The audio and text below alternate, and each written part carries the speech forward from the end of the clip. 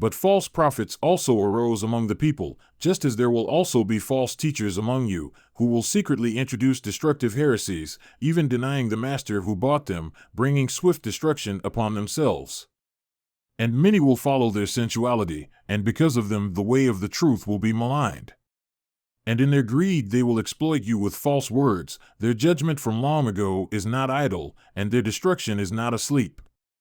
For if God did not spare angels who sinned, but cast them into the pit and delivered them to chains of darkness, being kept for judgment, and did not spare the ancient world, but preserved Noah, a preacher of righteousness, with 7 others, when he brought a flood upon the world of the ungodly.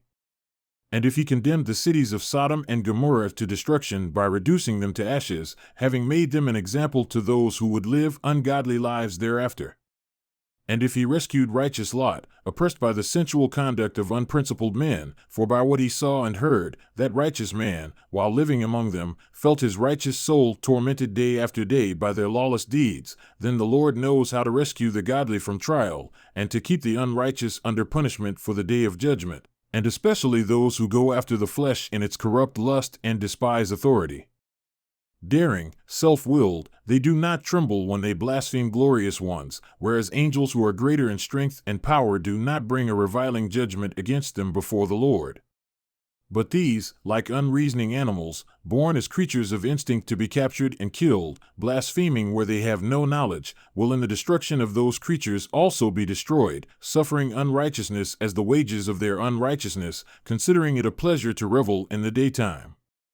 They are stains and blemishes, reveling in their deceptions, as they feast with you, having eyes full of adultery and unceasing sin, enticing unstable souls, having a heart trained in greed, they are accursed children. Forsaking the right way, they have gone astray, having followed the way of Balaam, the son of Beor, who loved the wages of unrighteousness, but he received a rebuke for his own lawlessness, for a mute donkey, speaking out with the voice of a man, restrained the madness of the prophet. These are springs without water and mists driven by a storm, for whom the black darkness has been kept. For speaking out arrogant words of vanity, they entice by sensual lusts of the flesh, those who barely escaped from the ones who conducted themselves in error, promising them freedom while they themselves are slaves of corruption, for by what a man is overcome, by this he is enslaved. For if they are overcome, having both escaped the defilements of the world by the knowledge of the Lord and Savior Jesus Christ, and having again been entangled in them, then the last state has become worse for them than the first. For it would be better for them not to have known the way of righteousness, than having known it, to turn away from the holy commandment handed on to them.